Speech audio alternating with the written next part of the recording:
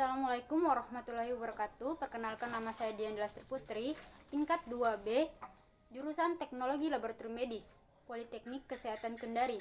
Baik, di sini saya akan menjelaskan tentang proses isolasi DNA pada bakteri Escherichia coli. Di mana sebelum itu kita harus mengetahui prinsip dari isolasi DNA. Di mana prinsip dasar isolasi DNA pada jaringan adalah dengan memecah dan mengekstrasi jaringan tersebut sehingga akan terbentuk ekstrasel yang terdiri dari DNA dan substansi dasar nilainya. Ekstrasel kemudian diparifikasi sehingga dihasilkan palet sel yang mengandung DNA total. Dan adapun tahapan-tahapan dari proses isolasi DNA. Yang pertama, melakukan isolasi, yang kedua lisis membran sel, yang ketiga ekstraksi DNA, yang keempat purifikasi, yang kelima presipitasi. Baik, sebelum melakukan proses kerja dari isolasi DNA pada bakteri Escherichia coli, sebelum itu kita harus mempersiapkan alat dan bahan. Bahan-bahan yang digunakan adalah yang pertama, terutama isolat cair E. coli, buffer TE 1 kali, tenderizer 30%, SDS 10%, etanol absolut, kloroform, isopropanol, alkohol 70%, dan aquades. Alat yang digunakan adalah mikrosentrifugasi, tabung Eppendorf, inkubator, sarung tangan, seperangkat mikropipet beserta tipnya, lemari pendingin atau freezer, kertas tisu, dan kamera digital. Baik, di sini kita akan memasuki tahap prosedur kerja. Yang pertama, isolat E. coli cair dimasukkan ke dalam tabung Eppendorf sebanyak 1,5. Kemudian disentrifugasi selama 3 menit pada kecepatan 5000 rpm dengan suhu 25 derajat Celcius.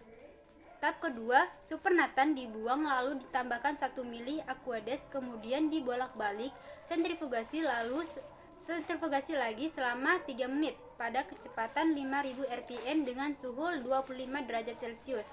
Untuk tahap ketiga, supernatan dibuang lalu ditambahkan 50 mikroliter tenderizer 30%, kemudian diinkubasi selama 1 jam pada suhu 37 derajat Celcius.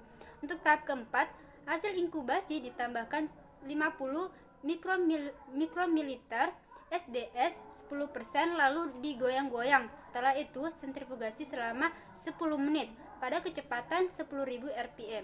Untuk tahap kelima, supernatan dipindahkan ke tabung Eppendorf baru sebanyak 50 mikroliter, kemudian ditambahkan kloroform dengan perbandingan 1:1. Untuk tahap keenam, sentrifugasi lagi selama 10 menit pada kecepatan 1000 rpm, supernatan dipindahkan lagi ke tabung Eppendorf baru sebanyak 100 mikroliter dan ditambahkan etanol absolut dengan perbandingan 1:1, diendapkan selama 7-24 jam di dalam freezer.